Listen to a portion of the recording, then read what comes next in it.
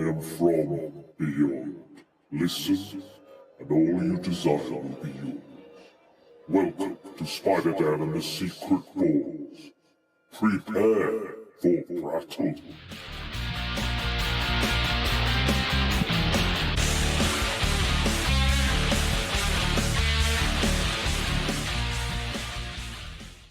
Welcome to Page of Apocalypse, a chronicling of every chapter of the 90s X-Men comic book event of biblical proportions, the Age of Apocalypse. I'm your co-host, the ever-uncanny, ever-astonishing Spider-Dan, and I'm joined by my Comics in Motion compatriots, a genetic freak who would never go back in time and get freaky with his own mum, Max Byrne, and You say that. Let's not write it off completely. Off to a great start. And also Dave Horrocks, who he himself was too busy being a weapons sex machine in the 90s to read any comics. Yeah, he was. You admitted as much on the last podcast, Yeah, machine is a bit much, but I do appreciate the intros though. I think because Max is on, you bring in your A game clearly. Absolutely, you're good with the synopses. Max is great with the introductions, so I'm trying to live up. I surround myself with my betters, sir.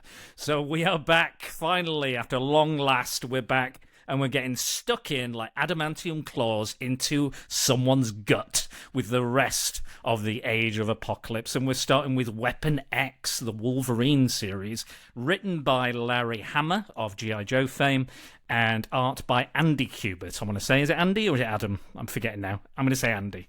I think it's Andy off the top of my head. Yeah, we'll go with Andy, who is the son of classic artist Joe Kubert, who is famous for Sergeant Rock and Hawkman, among many other wonderful comic books as well. So here we are. We have this has been voted. This is the first vote or second. Was it second? No, first vote we did on my Patreon, and they decided that Weapon X, Wolverine, we should go whole hog into that. The most popular of all the X-Men, and in a way, I'm kind of glad that we're getting this over and done with because I like Wolverine, but sometimes I think he's a very much an overexposed character. But I think we should rock and roll on. And Dave, as you are the king of the synopses, why don't you give us a brief synopsis of Weapon X 1995? Well, I thought I would do it in the style of the trailer guy. Ooh. So we're going to kind of need some background music, but maybe we could do that in post. Sure. In a world ruled by darkness, Apocalypse has seized control, crushing humanity beneath his iron fist. The X-Men are scattered, the war all but lost. In the heart of the chaos, two warriors fight for the last flicker of hope, one with unbreakable claws, the other with unshakable conscience. Logan, now Weapon X, is the deadliest weapon in the human resistance, cutting down Apocalypse's enforcers with savage precision. Jean Grey stands at his side, her power matched only by her conviction. Together, they strike from the shadows, their mission clear: stop Apocalypse at any cost. As war looms and loyalties are tested, one question remains: how far will they go to save the world already lost? That was the next page. Weapon X. When the future is gone, only the strongest survive. So there you go. That's yes, my, very nice. Guy. Excellent. Very, very nice. Excellent. That was very excellent. This is why we asked for it. Look, he came. He wasn't prepared. I didn't tell him to do this, but he was ready and raring to go. And what a read that was! Fantastic. Preparation is key. You should have been an actor, Dave, not me. But yeah. Yes, what an interesting book as well. We'll get into it, and I'm going to go over to Max Byrne again, my favourite genetic freak, gene freak, if you will, to quote the X-Men and the villains that usually insult them with their various slurs. Yes, we love you, Max. But Max, I know you're a huge Wolverine fan, so what did you think to Weapon X, and how different is this version of Wolverine, Jean Grey, and the other various characters that we see in this version of that universe? I don't think Wolverine's massively different from the Wolverine you would expect to see, really. Obviously, his appearance is very different. He's got this magnificent it's like a lion's mane he's got in this. It really is impressive, and they did a wonderful job of putting that into live action, didn't they? Hugh Jackman's little appearance in Deadpool and Wolverine, that, you know, on screen for about 5 seconds, if that, but it was very comic accurate. But no, I think it's good fun. I mean, it's a 4-issue action-packed globe-trotting romp. It's not massive on nuance. It's not massive on plot, but it is massive on action. It's got everything you want in a Wolverine story. You know, blood and guts and lots of people getting killed left, right, and centre. It's good fun at the end of the day. You know, it doesn't waste time with niceties in the storytelling. It gets right into it. Oh, absolutely. I think you'd be hard pressed not to like it. I mean, it's not a classic tale by any stretch of the imagination, and I completely agree with you, Dan, as well. I think Wolverine is dramatically overexposed, certainly these days. Anyway, definitely. And sometimes my eyes can gloss over a bit. You don't know Wolverine story, but there's enough here to keep you entertained. I think 4 issues is just the ideal amount. I think if they'd extended it any longer, I think it would have been like, oh, for God's sake. But I think just keeping it to 4, it keeps the story reasonably tight, I think. Yeah, I agree. I agree with you. I think I don't think it's perfect, but I did get a lot of enjoyment out of it. And I'm sure we'll go into the imperfections I have with it. But I think if you're looking for a fun Wolverine tale, which is, a little bit different or kind of, shades of something else, then you can find it here. And again, I think we get a lot of world building as well. We get a lot more characters kind of introduced. We'll talk about one of them in particular, which I think has a good introduction, but maybe has a poor ending towards it. The way they kind of exit the thing, or quite entertaining might be anyway. But yeah, it kind of grows this world, and we see the progression, and we also see all the events that are happening. This is why I said we could kind of read them out of order, because all of these events are being referenced in other books that are happening at the same time. So that's why I gave people the option for the Patreon to pick which one they want to here first, because all these events are happening at the exact same time and going, oh, Mikhail Rasputin isn't here, he's off in X universe, and this giant airlift, this great airlift is in Amazing or Astonishing X-Men, go and check that out. So again, you're seeing kind of, those little elements that filter through, and these characters come and kind of make their stamp on this universe as well. But yeah, Dave, what did you think to Weapon X? Yeah, it was a good story, nice simple story. I mean, so far-fetched in some ways, isn't it, that you'd have this authoritarian United States government which needs to be taken out. Absolutely. Seems bonkers, really. It would never happen. What? But X-Men being topical again? Yeah. Never. Too damn woke. It's just fun. It's just mutants. They don't represent anything. Sure. Exactly. So yeah, I mean, I am a massive Wolverine fan, but I don't know. I know this miniseries is held up in high regard, but I'm reading it, and I know I talked about it the last time. Such a Claremontian fanboy. However, I almost look at this and I see this is where he started to become Wolverine Superman, where he's just invincible and there's nothing really other than, he might get a bit sad at times, but physically there's nothing that can touch him. There's one of the panels he's going straight through molten lava and he just sort of shakes it off a bit, and I'm sure we'll talk about when him and Jean part, and he ends up sizzled, but then he's pretty much okay, soon after. So, and apart from the hand, of course, which is a nice Chekhov's gun for what we see later. Yes. But yeah, I think I enjoyed it without loving it, I would say. And that's because I I like when Wolverine actually had some. There was some consequence to what he did. You know, he could be hurt. He could be put out of action for some time. And I think this alternate character has probably had an influence over the 616 Wolverine as well. So, but yeah, I mean, brutal world. And at the time, we'd have probably been referencing back, say, this is very much like Nazi Germany, isn't it? Let's see in 10 years' time how that goes. Yeah, and again, it's the like both sides of the pond are kind of almost at war, and kind of having some, There's not much about Greenland, was there? But I think they missed a trick there.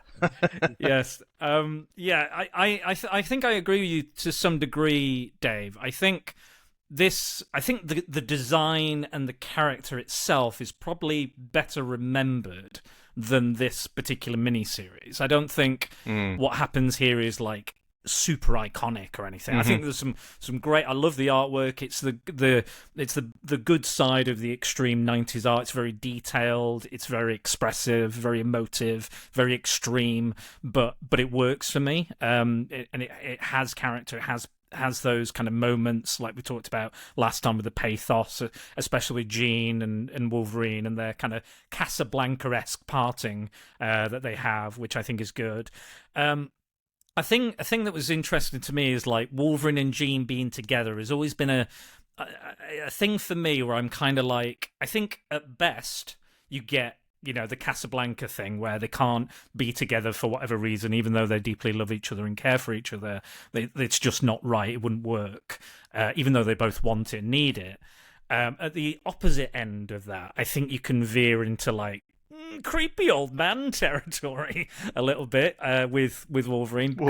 Creepy old man? Never. Creepy old man? No. Who? What? Oh no, the opposite. Always. Yeah.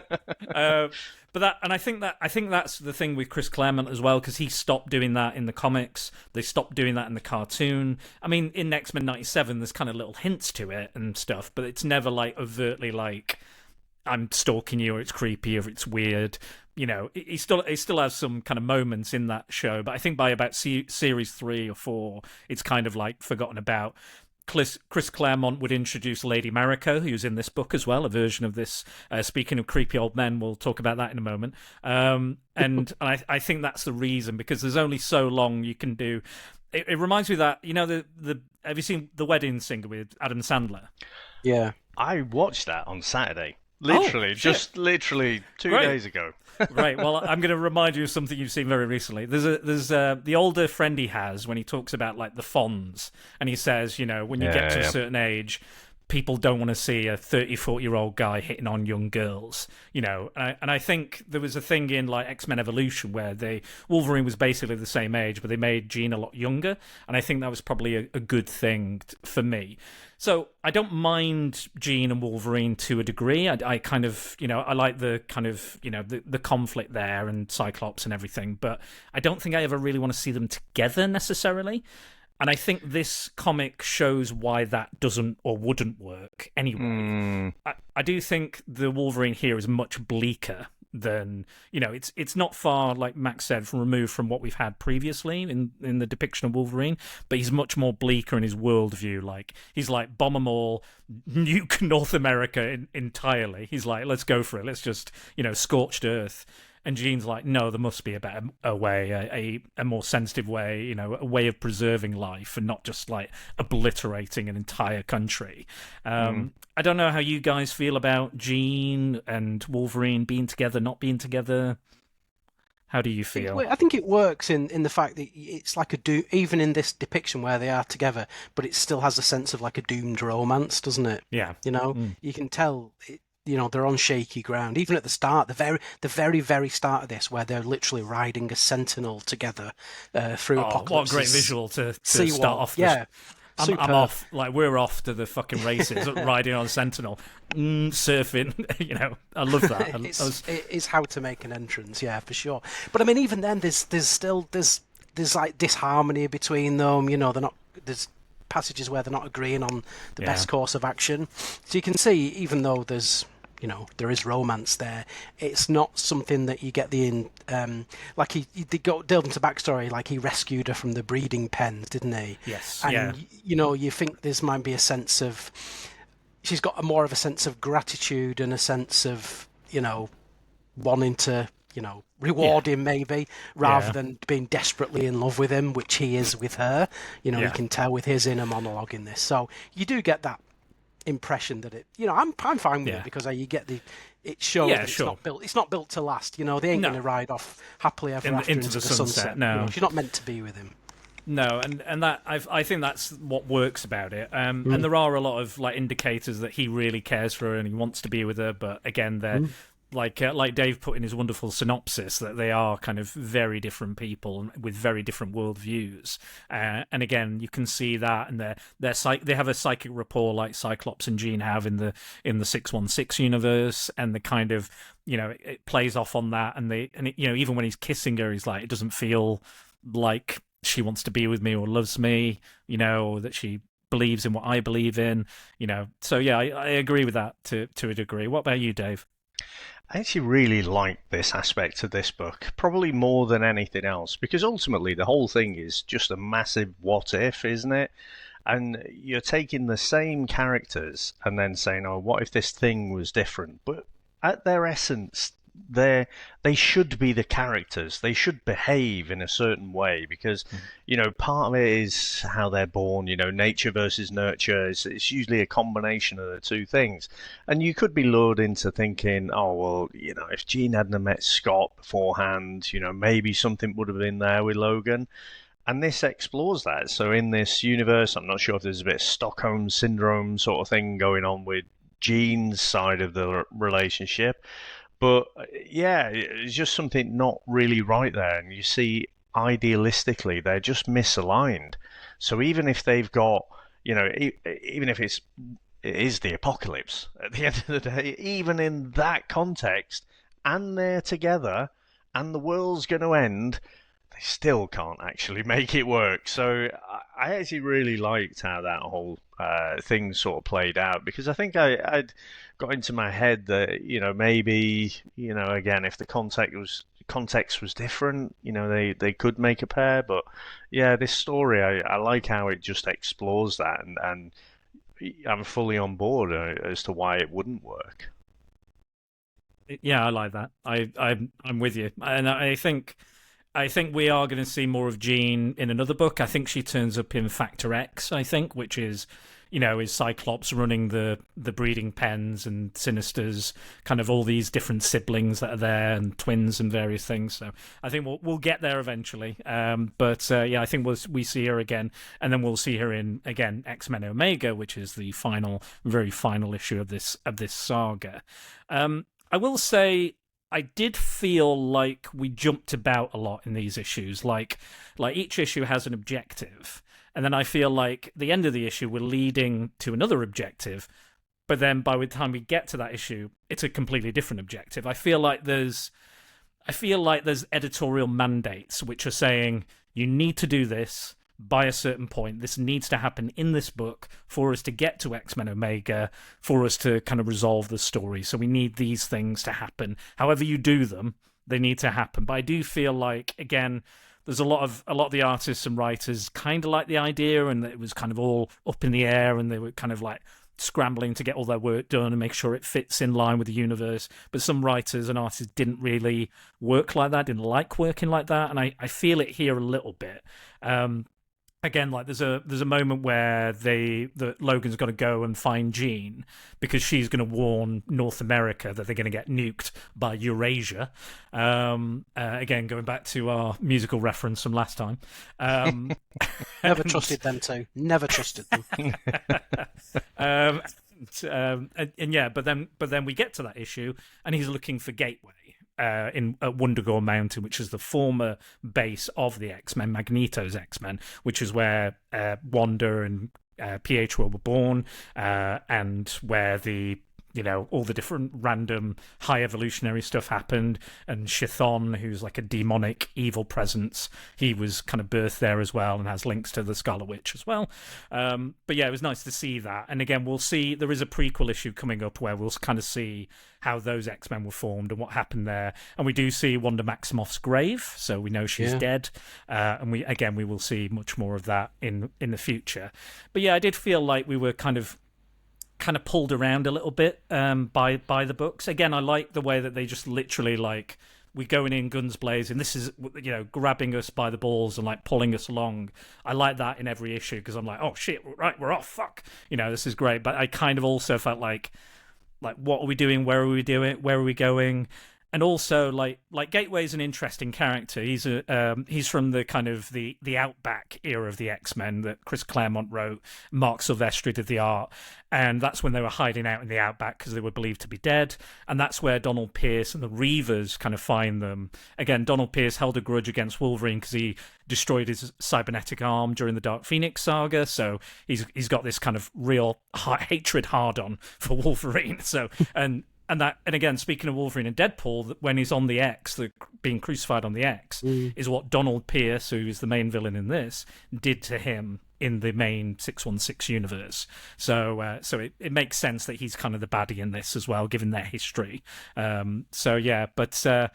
But yeah, I kind of Gateway himself in the main universe, he's mute and he's out in the Outback and he just kind of randomly does stuff and teleports people places. But in this, he's like trying to absorb all of the media before the world dies, and he's not talking. But then I'm also like, why is he needed? They don't really explain why it's him that's needed to pilot this armada to attack Apocalypse and to deliver these nukes. He can teleport. He can teleport the armada, can't he? But they're flying. They go from Paris and they fly, and then they get in there, and then he's forced to teleport them. So my question is, why didn't you teleport them from Paris to North America as opposed to right at the last minute? So, yeah, but then he's out there kind of riding the waves, kind of thing. He's like, I've got to experience it. So I kind of didn't understand why he was so important, and they didn't kind of, if it was to teleport, then I'd be like, yeah, well, that makes a whole lot of sense, but they don't do that until right at the very end of the final book. Yeah. He's a very offbeat character. Like he's speaking different languages at different points. He's speaking English, then he's speaking German, then he's speaking I can't remember what else he's speaking, and then he's like incredibly reluctant to do it anyway. And he's like, well, I don't want to do it, but I'll tell you what, I'll come with you, and you can talk me into it. How's about that? And then he doesn't really take that much persuading anyway. I don't know. I think he's there as a device, isn't he? I think. Rather than a character in his own right, he's there purely to serve the plot. I think just get them across the Atlantic in an instant without being detected, through the defenses. Blah, blah. All that sort of stuff. But again, it was the one thing I was like, they don't really quite explain why he's like, why is he so important, and why wouldn't you maybe. Why wouldn't you recruit Gateway when you're at the seawall anyway? Why don't you go further in and get Gateway then, as opposed to breaking the seawall, doing the massive airlift with all the Sentinels, and then going back to London, and then coming back? Just didn't make a whole lot of sense to me. But again, it's a very minor thing. Another great visual I really liked was the Sentinel sticking out of Big Ben. I absolutely adored that. That was amazing. Yeah. And no one cared either. No one gave a fuck about it. Not bothered. But then later we see Big Ben. It's been fixed. There's no Sentinels sticking out of it. So they must have been bothered a little bit because they fixed it. But yeah, I don't know what you guys think to the design of the Sentinels as well. I'm not keen on these Sentinels the way they look. No, I think for me, you've got to have the classic kind of Sentinel look, haven't you? I didn't like it in the movies either.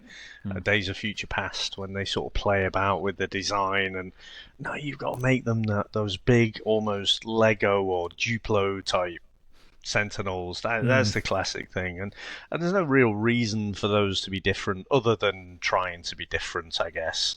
Yeah, I think giving them a human face kind of takes something away from them as well, because they just look like blokes big blokes. They don't really look like a robot. Just looks like a guy with a big helmet on, And again, I think they're trying to kind of posit maybe that the Human High Council are the good guys in this scenario, but they're not the good guys because, again, they've hired. So Sinister's given from X-Men Alpha. Sinister gave Jean and Wolverine some information. They provided it to the Human High Council, and they're using it now to kind of affect this attack against Apocalypse. But they say, and the Sentinel says, that they have a delayed termination. So the Human High Council is still going to kill them because they're mutants. And also, when all the humans are being transported over to Europe, they are scanning for mutants as well because they don't want any mutants. So they're saying, "Oh, we'll save all the humans, but you mutants, you stay where you are." You know, we don't take all immigrants and all refugees here in London by any chance. I think they end up in Bristol. I think they say, but yeah, very very odd kind of. And again, Braddock's trying to he's like, let's just fucking nuke them. So Brian Braddock, who's Captain Britain in the main universe, and Betsy Braddock, Psylocke's brother, he's just like, let's kill them all. You know, this kind of attitude, very very different version of Brian Braddock in the Human High Council. But yeah, it's very, again, the design of the Sentinels just not for me, that particular. And there's some great redesigns. I like Jean Grey's redesign, very simple and sleek and effective. Like the tattoo, the short hair. But yeah, the Sentinel one, not for me. And for Emma Frost, they gave her clothes. I mean, there can't be that many alternate Emma Frosts that are so well covered. Yeah, they kind of look a bit like the Hellfire Club outfit that the Human High Council wear is kind of reminiscent of the Hellfire Club's kind of the goons. But again, Emma's got this big scar, which is like saying she's had a lobotomy, that she's no longer a mutant because she's had her powers removed or chopped out of her brain. But yeah, what did you think of the Human High Council and their role in the story? I really liked it, and I don't know if it's because obviously on the other podcast we did Deer Hunter recently, and it was another story where you just see that war is just incredibly bleak, you know, and there are very few people who get an opportunity to be truly heroic.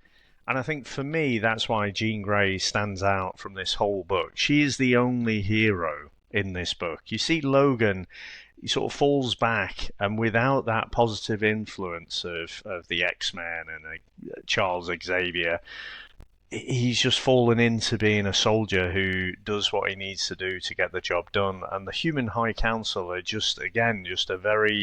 sort of on the good side, you know, because they're opposite to Apocalypse, but they're not heroic. They're willing to go to whatever means necessary to win as well. So again, I liked it because it didn't make it a simple goodies versus baddies story.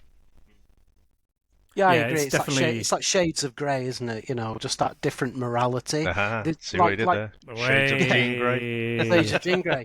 Well, like Dave said, like Dave just perfectly said, Jean is the only pure of heart person in this entire comic. Maybe Gateway, but I don't know. He's a bit of a simpleton, I think. But Jean is the only Jean is the only one who's, you know, pure noble. And when you consider what she's been through as well, being left in the breeding pens till it was liberated, you would think she of all people would have, like, you know, a cruel streak and a black purpose, but she's the only one who doesn't. So I think that's really cool, the way they make her stand out. But I think if Wolverine was that way inclined as well, I don't think that would be consistent with Wolverine anyway. I mean, Wolverine has and always will be a good guy, but he still has that black heart inside of him, and you know, he's more than happy to kill people without batting an eyelid, you know, as and when needed. So I think it's good to keep her separate from him, keep her sort of unsullied, for want of a better word. Yeah, I think the contrast is important, and I think it's necessary. And like Dave said, one of the best parts of the book is that again, and she decides to fly off and warn North America, and you get that, like we described, this Casablanca thing where Wolverine's like, I can't let you warn them about the incoming attack, and Jean's like, well, kill me then. You know, she flies off in this little biplane, it's like Spitfire or something she's flying off in, which is amazing. And then he goes to stab her in the throat, and they share a kiss, and and then while he's still growing his hair back after being horrifically burnt, he's like, yeah, give me a lovely kiss with all this melted flesh and charred face. So yeah, but he doesn't. He goes to stab her, but he doesn't do it. So much like he's done many a time in the comics, but in the films he seems to do it quite a bit. So yeah, no, I like that. I like that element. So yeah, speaking of the Human High Council, we've got Brian Braddock, Emma Frost, we've mentioned Bolivar Trask again, who was in X-Men Alpha, and Moira McTaggart, who's married to Trask as well. And we have Lady Mariko. Max, I know you're dying to talk about this Indiana Jones-esque moment with Lady Mariko and Wolverine or Weapon X. So please tell us about it. Well, I mean, it's not explicitly referenced that they were romantically involved. I mean, they reminisce about the fact that last time he referred to her with such affectionate nickname, Maria, I think he calls her, or Maria or whatever. She was like, yes, I back in the day when I was just a girl, just a teenager, and he's like, oh yes, I remember it well, or whatever he said. Don't say oh yes like that, Max. Don't go oh yes, because it gives other connotations. But yeah, it's kind of like Marion Ravenwood in Indiana Jones. I was just a child. And you're like, how old is Indy again? Exactly. It's like Roger Moore era James Bond, really, isn't it? Where all the Bond girls are 25, 30 years younger than him, especially towards the end when he was pushing 60. I mean, it is what it is, isn't it, really? I mean, there's no inference that he was, she was a very young teenager and he was on the edge of paedophilia and all that. No, it's kind of, but it's vague enough, but it's also kind of quite specific at the same time. Like he jumps out the window when Dave's like, oh yeah, he's invincible, and he's flying down and burning up as he jumps on the airships and stuff. And he's like, oh, I let it slip out. Then I called her Mari. I haven't called her like that since years ago. And I'm like, oh, this is a bit weird. But yeah, I was kind of and again, speaking of creepy Wolverine, this was where I was like, I mean, it's a bleak world, but I don't want it to be quite that bleak. That's another level of bleakness I'm not quite ready for. But yeah, I think the thing is though, I mean, when I go back and I watch some of the 80s and 90s movies, I am constantly surprised about how in your face that kind of age gap was played on like it was normal. I mean, we watched Trancers the other week, and then I watched Trancers 2. And fuck me, Tom Tomlinson was his name? Tim Thomason. Tim Thomason, that's it. Yeah. He's even older in the sequel, and he's got an even younger actress to play against, who's apparently like his ex-wife from the future, but they just happen to put her in the body of a hot early 20s actress, and it looks like a dad taking his daughter for a spin in the car or something, and it's horrendous. And I'm like, fucking hell, I think it was just rampant around this time in 95. So I don't think anyone would have read it at the time and thought anything of it. It's just us in 2025 looking back and being like, fucking hell, it's a bit wrong, isn't it? Yeah, just a little bit. Anyway, speaking of other things, I thought I'd bring that up since the last time we talked about incest. I thought we might as well talk about some other weird sex stuff. We do get, I think we got a really cool introduction to Havoc in the very first issue, which was cool. Again, it was kind of mysterious. The Infinites are like, oh, we shouldn't tell Apocalypse because he might churn us into mush and stuff. Oh, what are we going to do? And he's like, well, we'll just call one guy in. And they're like, call this guy in. And there's all this smoke out the teleportation room. And then you get this big splash page of Havoc coming in.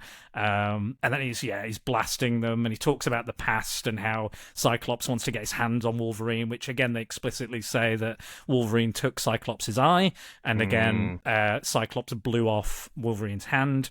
And that's why they're both missing those appendages. Or body parts, whatever you want to call them. Which is nice. I wondered, though, if Wolverine's so invincible, why wouldn't his hand kind of grow back or something, I think if you blow off all the flesh and all the connective tissue, like the bones are going to fly away, aren't they? Really, like they're not going to just stay there because there's nothing holding them together, is there? Like when you have a skeleton, they're not held together. So I see it like that. It just pulverizes it. Again, I'm sure the adamantium bones would survive, but they'd just be like flung across the room. That's how I would see it. But I understand where you're getting at. Depends who the writer is, doesn't it? Because I think we've seen like Deadpool grow back from a cell or something. You know, it just Wolverine has done the same. Wolverine's done the same. They'll make whatever they need to fit. I think there's probably some tie back to Cyclops' optic blast or something like that. You know, so powerful in that moment, it made it ungrowable. But ultimately, it's just a massive setup for that one splash page that comes at the end, isn't it? Love it. Yeah, the big reveal at the end. Wolverine has one of his arms damaged and cut up, and again absolutely torn. He's like, I can't do anything with this arm; it's useless. And they're like, oh, what? And then Guess again. Donald Pierce is like, what are you going to do? You're going to stomp me to death? And then Wolverine again, that wonderful. Right at the end of the book, you know, you've had 4 issues of him kind of struggling with the one arm and stuff, and then he's like, well, when the hand blew off, my claws were retracted, and then he goes, and then absolutely, you know, guts Donald Pierce, which is a great splash page, great image, and that pretty much takes us out of the mini series as well. Awesome. Like every time Wolverine's in action, it looks absolutely amazing. I think these kind of big splash pages, big kind of action set piece stuff. You know, any of those moments I loved. His claws are massively longer as well, even out of his good arm, where, I mean, you could say they look longer because they're coming out of a stump as opposed to his hand, but even on his good arm, when his claws are out, they look twice as long as, your traditional length Wolverine claws. I guess it was just an artistic choice, I guess. Yeah, this is what I always wondered. Yeah, it does. It's very extreme, very 90s, very like how big and long can we make these? But I always thought that about X-Men Wolverine, X-Men Origins, where like Deadpool is just having to walk around with and not bend his arms at all ever, like because he's got those big fucking swords up him. Like he's gonna be walking around like this. Hello. How are you? Shaking hands like that, like I just like that. That's ridiculous. The claws here, I can give or take. I can leave. But we get a few other characters as well. Again, as cool as an introduction to Havoc as it is, he gets bitch slapped by a Sentinel. Like that's how he gets defeated. The Sentinel fires its hands at him, and he gets sent into the teleporter, and his body gets combined with the Sentinel hand, like a Jeff Goldblum fly situation. And Dark Beast is having to separate him, and I absolutely love. Yeah, with a bone saw. Yeah. And like Apocalypse is like, Dark Beast, is that a bone saw by any chance? And he's like, yes, High Lord Apocalypse. He's like, do what you have to do. He's just like, and we see Abyss, one of the horsemen. You see Holocaust, the son of Apocalypse, another one of the horsemen, and Cyclops is there, like clutching his injured eye, like, damn you, Wolverine, and he's complaining about a one-armed mutant. They're like, it's him, it's definitely him. I love how fucking despicable Apocalypse is in this. Like he's creating these cyborg kind of characters like Donald Pierce and the Pretty Boys and Vultura, as we'll get to as well. He's like, I threw a guy in here with another guy with an abnormally large head, and then for a laugh, I just threw in a gun. And it's just like, you're fucking horrible. You're disgusting. It's like, for a laugh, I'll throw in a gun as well and see what kind of cyborg monstrosity comes out of it. I'm just like, you are fucking horrific. You're a horrible, horrible person. But I love it. I love every minute. And again, we only get a couple of scenes with Apocalypse. But I'm like, yes, this world has to have a villain as despicable as Apocalypse in this. And yeah, just cruel, horrific, horrible, just absolutely mad as well. Which, yeah, I adored those little scenes. Again, just little snippets of stuff we'll see coming on in here as well. Speaking of other characters, we had... Who else did we have? We saw Magma from the New Mutants. She was very briefly. Yeah, she didn't last very long, did she? About 3 panels, I think. Yeah. She turns up and tries to kill Brian Braddock and the Human High Council, only to get immediately stabbed by Wolverine and get burnt. You guys very familiar with Magma as a character? No, I'm not actually, no. I am more so. I like that. Was it 82? The New Mutants came out, and then Yes, she yeah. sort She of joined- comes up in Yeah, she's got a bit of a weird origin. She lives in like an ancient Roman... Nova Roma. Yeah, that's it, Nova Roma, that's it. And then Celine's in there, and she kind of gets introduced. If you played X-Men Legends, the original, she was the main character of that game, and she didn't have the weird origin, but she was kind of the lead, and you would use her as your main kind of character, I guess, of the storyline. Yeah. But yeah, no, she's a good enough character. I think they used her in X-Men Evolution as well. I think she's made a few appearances as well. Who else do we have? Again, and we have speaking of Deadpool, we've got Copycat or Vanessa. She turns up very briefly, along with Madison Jeffries, aka Box or Box 2. You probably won't know Box very well. He's from Alpha Flight. I think I saw Max grinning then. I think he was going to make a dirty joke. I think he was going to say something about boxes, were you? Wash your mouth out. No, I wasn't. I saw that grin. Daniel. I saw that grin. You were like, what can I say? What comment can I make? But yeah, So what's Box's special power then? So there was another guy who was kind of like a paraplegic who could, the original Box, can't remember his name, but he could kind of morph metal into whatever he wanted. So he made a cyborg body that he would, help Alpha Flight with. But this one, he's a technological kind of telepath, so he can speak to machines and kind of a bit Forge-like, I think, kind of a similar power. But yeah, he's in league with Apocalypse, and so is Copycat.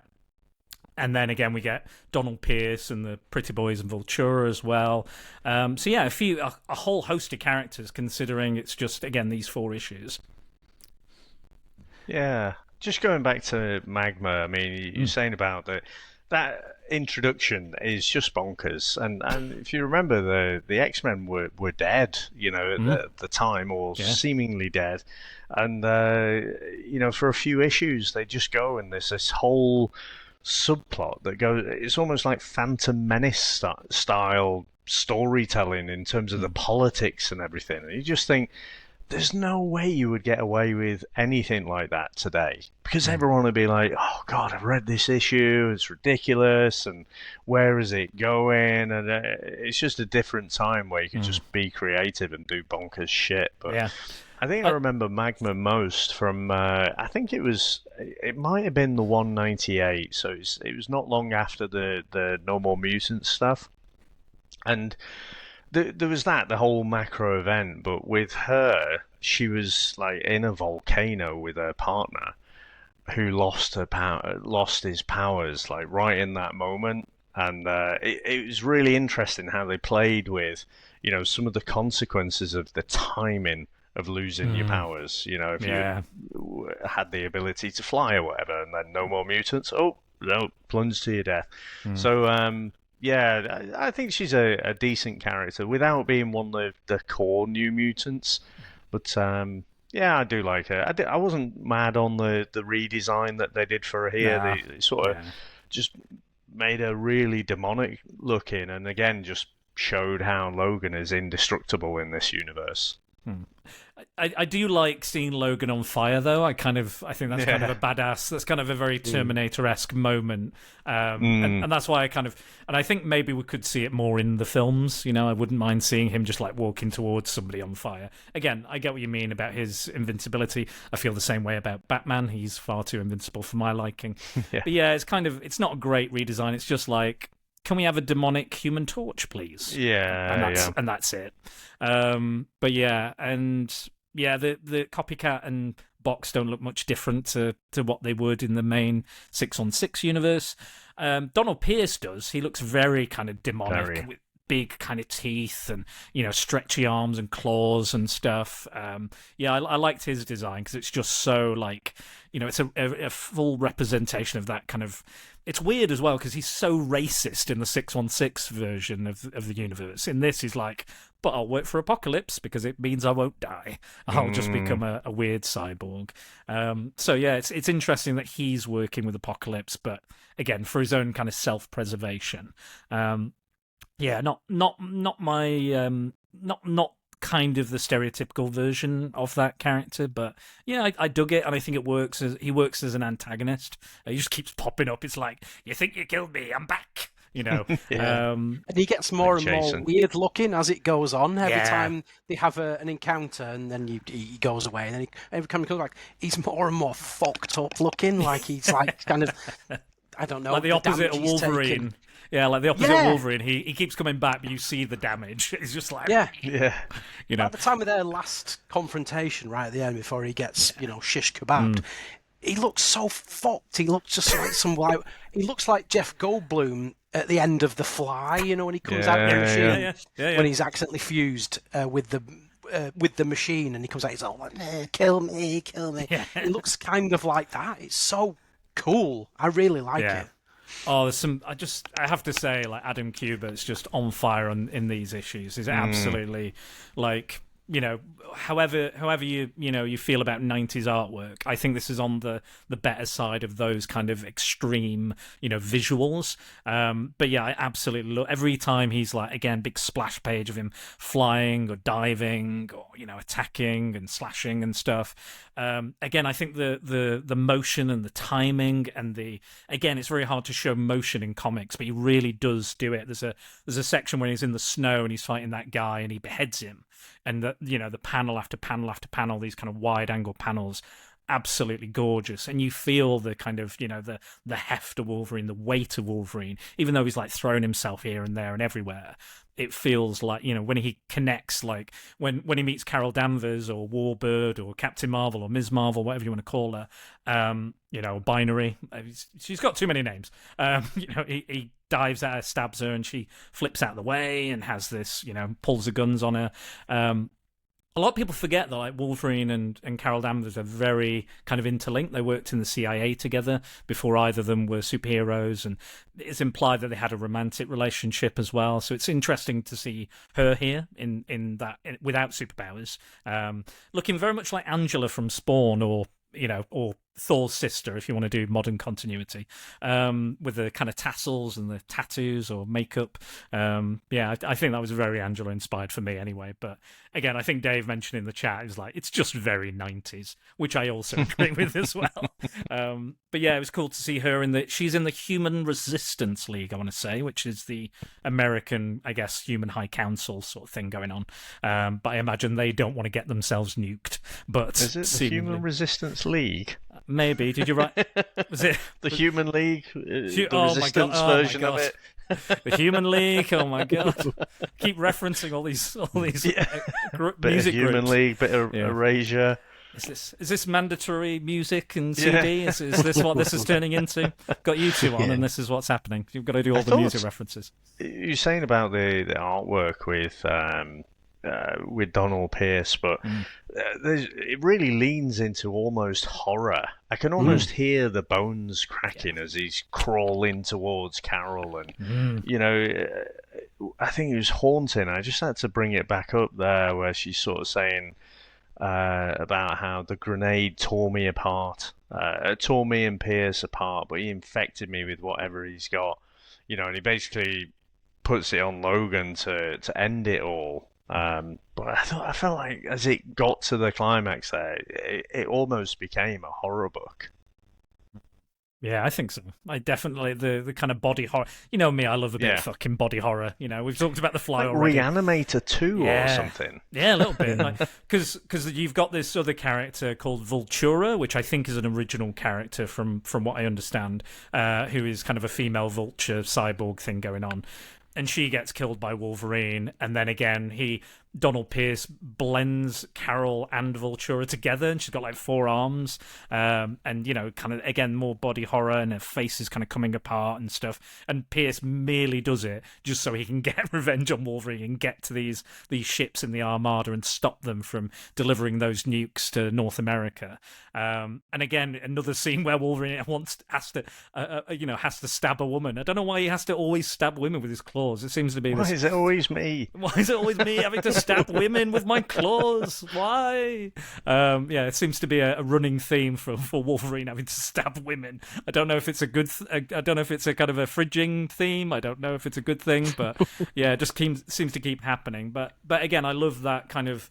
Again, he does, even though this is a bleaker Wolverine and kind of a crueler Wolverine as well. Like we see that with Gateway when he's trying to convince Gateway to lead this armada. He conjures up this VR experience of a young girl being murdered by one of the Infinites, being like massacred, which they have on recording because one of the humans has given them a recording of something he witnessed, and he also develops this or brings up a diary of this little girl that he's just seen murdered, and he's like, don't do it for me, don't do it for the Human High Council, do it for this little girl who'll never see Seven, and I'm like, and even get like Gateway and Brian Braddock, and Brian Braddock is like, I want to literally nuke all of North America, but you're cruel, Wolverine, you're really cruel.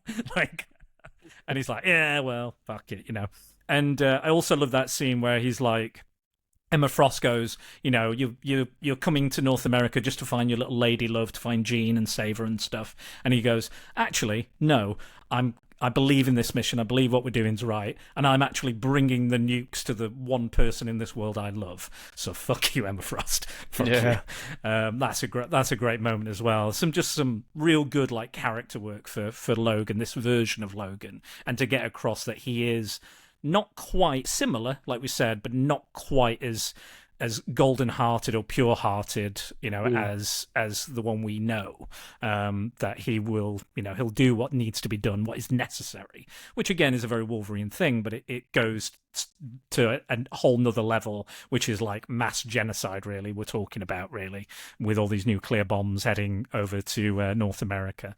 But yeah, I thought that was some nice, again, just character work. Again, it not even like 2 pages, but it really tells you a lot. Again, like talking about the world building and the economic, page space and things like that. I think they're managing to say and do a lot. And again, only in these 4 issues. Yeah, they cover a lot of ground. They really they cram a lot in. There's no pauses for breath, really, is there? There's so much in those 4, it really does go from A to B to C to D very, very quickly. I mean, one thing that did tickle me a bit was this. It's sort of like the typical American notion that Britain is like 1 square mile big, but where it goes just around Big Ben. Yeah, House of Parliament.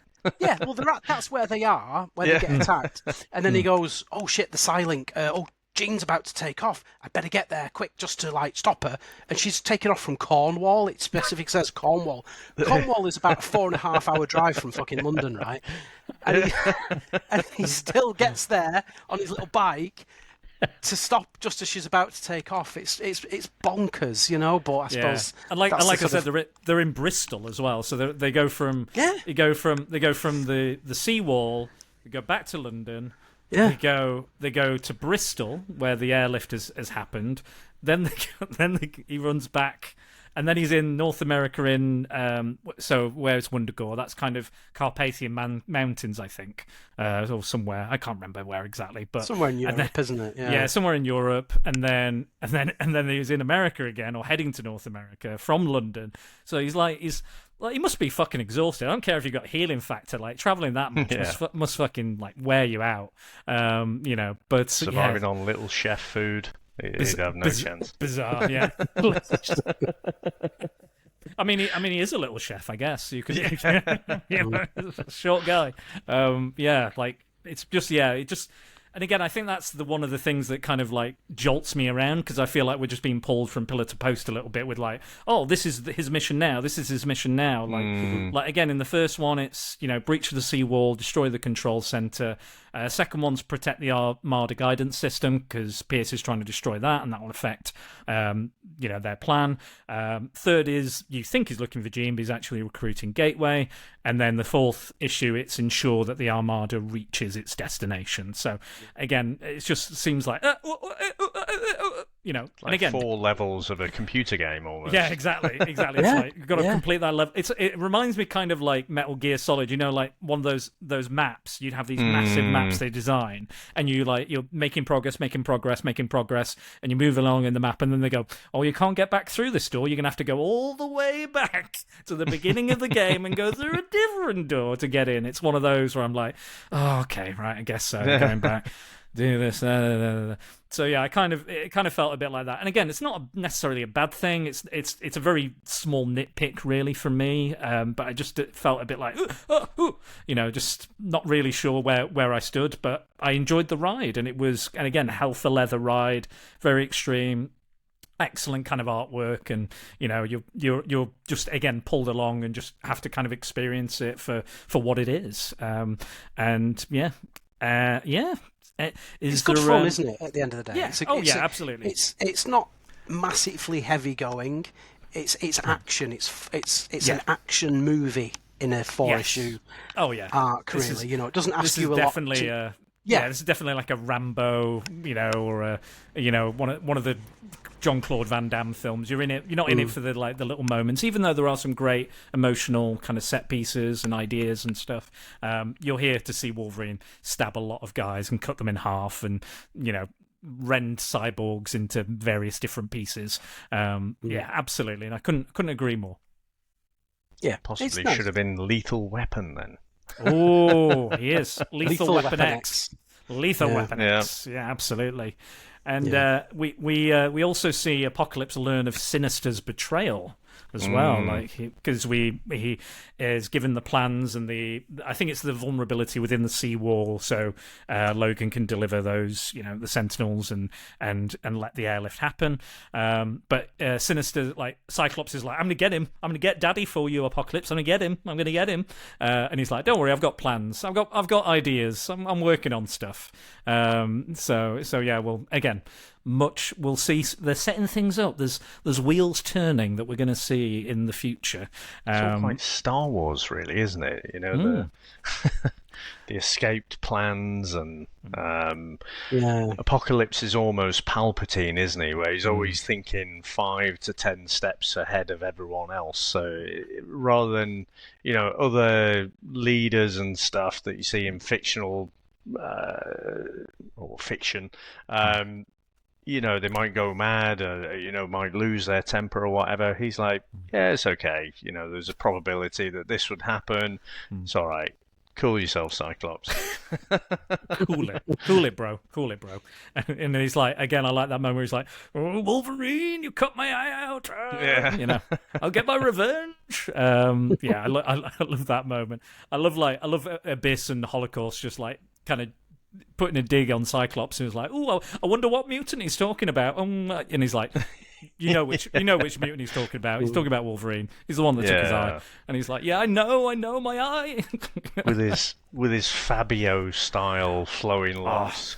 Yeah, I kind of love it. I kind of love his redesign. To be honest, I kind of dig it as redesigns go. I think it's a little bit, because he is now a literal Cyclops, isn't he? So which I like. I'm interested to see where. Again, I've read this before, but I'm interested to see where he ends up in the storyline, that has how that kind of falls out as well. But yeah, it's going to be an interesting one when we get to kind of Factor X, and basically the only book about the baddies really that we have really. But again, like we said, there's no real heroes in this. There's no real good guys necessarily in this whole thing. You know, even Magneto and the X-Men have done some dodgy shit, you know, and they're kind of, some of them are quite dodgy people, as we see here with Wolverine. Jean Grey is the heart again of the X-Men, that kind of mothering, maternal energy, that empathetic, which is part of her power set as well. So yeah, it's nice to see her in that kind of role. But yeah, is there anything else we want to talk about in regards to the story or what occurs or anything like that? Yeah, I suppose the only thing for me is I would like them to run into non-X-Men centric characters because this is a world. That's why I liked Carol Danvers being in it. I know she she has the binary thing, and she's obviously connected with a history with Mystique and Rogue and what have you. But you don't think of Carol Danvers as being massively X-Men centric, in the majority of the stuff. So I like the fact that I really like the fact that she appears in it and plays a part, but then you wonder if this is the main Marvel universe. This happened, but where's Steve Rogers, where's Tony Stark, etc., etc., etc., just to make it that bit bigger, because it's all self-contained with only X-Men based characters. For now, Max, for now. We will see. We will see. Well, we're just going to have to see what comes up next. Well, we know what's coming next, but we'll get to that. But yeah, there is even a specific book that's coming towards the end which focuses on non-X-Men characters. So you will get your moment to have those. And again, this is an X-Men event, so it is about the X-Men specifically. They're the main focal point. Yeah. But you will see. But I think what you're seeing is because the focal point of the problem is mutants, and the main kind of antagonists or heroes of that are mutants as well, and they came to the forefront maybe. And again, like Apocalypse is all about the survival of the strongest. The strongest will survive. So he's probably orchestrated things that the mutants would rise and would take prominence over other superheroic characters. So I think that's probably why there's less focus on them. I think as well they weren't selling particularly well at this point. Avengers, Fantastic Four, Hulk. This is just prior to the Onslaught event, which would end with them going into a pocket universe and then being written by the Image Comics guys and drawn by the Image Comics guys to try and get a bit of popularity back. But didn't quite work. But that's another story for another time, certainly. This is where the X-Men are the proper rock stars of the comic world, aren't they? It's huge. So you almost don't need the other heroes at this point. No. Again, that's what made X-Men 97 so amazing to me, was that it was an X-Men story, but occasionally you'd see the bigger impact where you'd cut to the tiny little a throwaway scene with Daredevil on the street, or Black Panther in Wakanda for 2 seconds, but it made the world bigger and made showed the stakes across the whole Earth. So I like that kind of thing. Also, Max, you got to remember that this is like North America littered with skulls, like Terminator, Judgment Day. It's just a lot of dead fucking people. So I imagine you've got some characters in there are just fucking dead. They're just gone. Fair enough. You're never going to see them again. Sorry, Max. This is not the universe where these things can occur. These characters can be all happy and getting on with their own thing. But you will see them. I promise. There are existing Marvel characters outside the X-Men kind of set and outside the X-Men universe. You will see them, but again, not today. Another thing I wanted to bring up was the Brian Braddock betrayal. What did you think to that whole subplot thing? It's pretty cool. He's been given like a cerebral implant, hasn't he? That's kind of turned his moral compass, but then at the end, he kind of overrides it, doesn't he? Somehow. Yeah. He's kind of got like a hard-on to kill everybody in North America. Yeah. It's his idea to nuke everything and kill everybody there, once they've got the humans out, And technically, depending on who's writing him, Brian Braddock is a mutant in some aspects, but then he's not. Depending on what's fueling his powers at that time and where it comes from, he could be considered a mutant. I think it was at the time. So maybe this is before or prior, or maybe he's got a different dad or a different mum or something. I'm not sure, but it's interesting to see that he's like, we've got to kill, and then right at the end he goes, oh, I'm going to betray everybody, and then he goes, no, I'm not. I'm fighting back, and then dies immediately. And again, you've got all the human council all the way through it going, oh, I don't trust him, I don't trust him, I don't trust him. And then it's like... Because he makes the Sentinels, doesn't he? That's the thing. So Trask designs the Sentinels, but Brian Braddock Industries, or whatever you want to call it, is making them. Like, I think usually it's like Sebastian Shaw or somebody, Shaw Industries or something. But yeah, in this one, it's Brian Braddock. Shit design, though, Brian and Trask. Do a better design of your Sentinels. They look rubbish. Get them smashed. Indeed. Get them fucking smashed. Again, the colours aren't even very good on those Sentinels. I'm sorry, I just really don't like that design. Yeah. I kind of feel that a lot of the characters, basically Jean and Logan, you can see that the essence of the characters is the same, but like I say, the world around them is different. I think with most of the other characters, they just took huge liberties, and they're whatever they needed to be in the story. So I think for the story, it was okay to have a... the whole thing is about what is actually right or wrong in war, you know, and it's very, very grey, as going back to what we said before. So I think Brian's switch was just playing into that, you know, but I don't think there was a tremendous amount taken from Brian Braddock from the comics to make you think that he'd switch like that, or... I mean, he's known for being quite moody and quite aggressive and angry, and he's killed people. You know, you know, I think he killed Slaymaster in one of the Alan Moore comics. I think because he took out Betsy Braddock's eyes, he pulled out her eyes, so he was like, "Well, I'm going to fucking murder you now. You don't blind my sister." And that leads on to the Mojo stuff, and she gets the cybernetic eyes, and then joins the X-Men. Blah blah blah. But yeah, I think I felt like. They were kind of like too heavy on it being him. They were like, it's definitely him. He's going to betray us, and then he does betray them. But then he goes, no, I can fight it now. I can fight it. And it's like, I think it would have been more interesting if you know, it felt like, I don't know, maybe they were trying to subvert it where it's like a red herring, like he's the big red herring, and then it would be somebody else like Emma Frost or Mariko or somebody else. But I just felt like it was just a bit too obvious, and then it kind of just got kind of thrown out at the last minute. Like, oh, look, Brian's doing something. Oh, and I'm dead. Don't matter, I'm dead. It's I kind of completely telegraphed, isn't it? Yeah. And again, I was like, it would be more interesting if it was like Emma Frost and she had some kind of idea, like maybe she'd get her mutant powers back if she, betrayed them to Apocalypse or something, maybe promised her something, or if it was Lady Mariko who like maybe secretly hates mutants anyway, or wants Japan to, do better or something. I don't know what the situation is in Japan, but yeah, I don't know. But I think there was maybe a better, more interesting way. But again, I think there's so much going on. They'd kind of just that was the one subplot they maybe didn't need. But by the time they got to the finale of it, they were like, we've got one page to resolve it. Let's just very quickly throw it out. Oh, he betrayed us. No, he's back. No, he's a hero. Oh, he's dead. Bah. But yeah, that was the one thing. Another thing I was like, doesn't really do much for me personally. But I wonder if if you think about the level of coordination to make this event happen, and it's not like you've got all these stuff. You can put all the high level storylines into Google Docs and then share it with everyone. There must have been a lot of communication back and forth. Oh yeah. So from that editorial perspective, you kind of where all the chess pieces are going to be, sure. And then the writers have to go and you're always going to get a bit of a casualty, and probably Brian's turn, maybe he just got so far into the book and then realised, oh shit, I got to wrap this up now.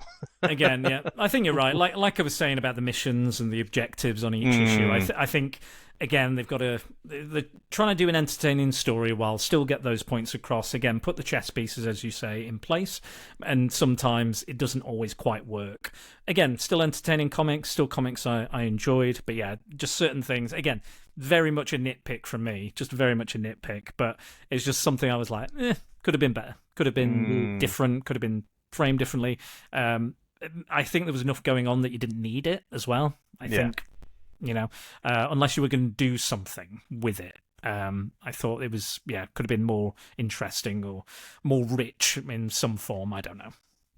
His dying words are pretty good, though. As he's pegging out, he says, I tried my best, but in the end, I was only human. When you said pegging out, I thought you were going to talk about something else. Well, he was in a very intimate embrace with Emma Frost as he was expiring, so I suppose if you're going to get it in, get it in. I mean, if anybody wants to do that to me, I think Emma Frost would be okay. I think I'd allow that. Wasn't I'm Only Human a Human League song? It was indeed, yes. It was indeed. Absolute banger. Yes. Now I'm going to read that as he's singing it. Stroking the side of her face that's got the lobotomy on it. Yeah, just like, oh yeah, let me touch that scar. Jesus. That's what I'm into, lobotomy scars. Yeah. This conversation's taken a dark twist. Right. Any other things we wanna talk about before we finish up for Weapon X? I daren't, for fear of where it may lead. Same here. I think I'm just and intentionally staying away from, reading around what the other miniseries are, and just trying to stay on target and follow along as we discuss it, and not get clouded by other stuff that's going on and other events. Yeah. I'm kind of doing the same. I kind of don't want to look too far ahead or remind myself of anything. I want it to come fresh and as a surprise. Again, I've read it before, so I can kind of half remember a lot of the stuff to a degree. But yeah, I'm trying to kind of stick and not go online and Google things. I did look up. I sent it to you guys. I looked up. I was looking at Weapon X when I should have been working, of course. And I found a Toy Biz used to do the original Marvel Legends before Hasbro, and I found that there was a Weapon X figure, and there was a variant that they made which has the claws coming out of the stump, but also has the burnt face. Has its horrible burnt face, and I was like, who thought, you know what? I want the variant with Wolverine with a burnt face. Yeah, looks more like Deadpool than anything else. But I just found that entertaining. Again, it was very cool. Some poor kid as well probably said, "Oh, Mum, I really want a Wolverine figure for my birthday or for Christmas," and she went, "There you go, son. Nice freaking burnt Freddy Krueger face. Wolverine for you. This one was going cheap. He was in the bargain bin. I thought I'd pick him up for you. It says Wolverine. Yeah. It says Weapon X. He's your favourite, exactly. Right? He's got one arm, one hand, I should say, and no face. Enjoy, son. Doesn't look like Wolverine at all. He's just got the claws out. He's from a different universe. It's wrong. It's not the right one.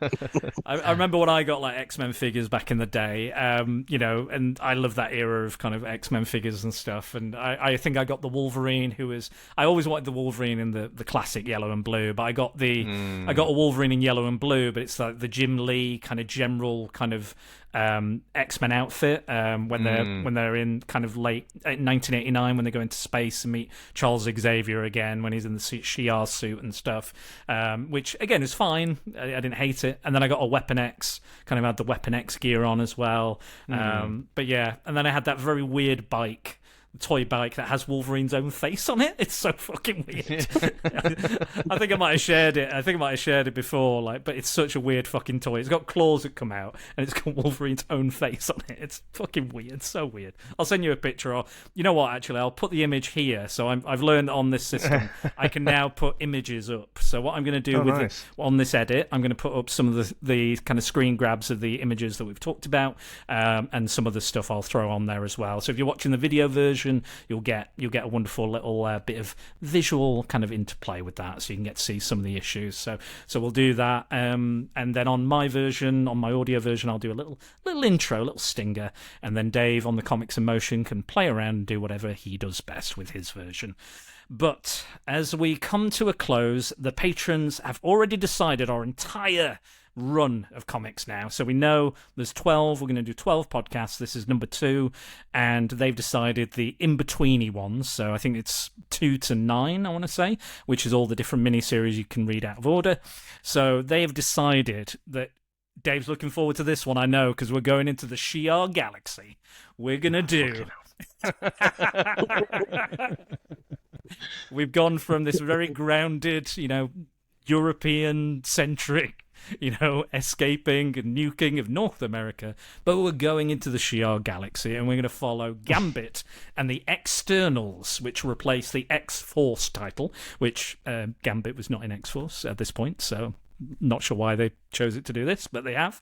And I believe they need to find a shard of the Emkron crystal in order to revert the timeline back to the original 616. So Jubilee, Strong Guy, Sunspot, and a few other characters are going to join them. I think Richter's in there maybe as well. So yeah, kind of a hyperspace heist, if you will. We're going to see what that turns out like. And so Dave's going to see all of his favourite characters all over again. We hopefully will get a little appearance from Magneto as well, I believe. So because most of the issues, I think most of the miniseries start out with Magneto giving them their missions, I believe. So apart from this one where Wolverine and Weapon X and Jean Grey were not really part of the X-Men in this iteration and this team. So yeah, we'll definitely see that. But yes, so I'm really enjoying this, guys. Thank you so much for joining me on this journey. I'm glad that I'm putting the stereotype that 90s comics sucked to bed, because it's not true. It's not true. There's some good shit here, and we've enjoyed this, and I'm sure we're going to continue delving into the next chapter of the Page of Apocalypse. So join us next time.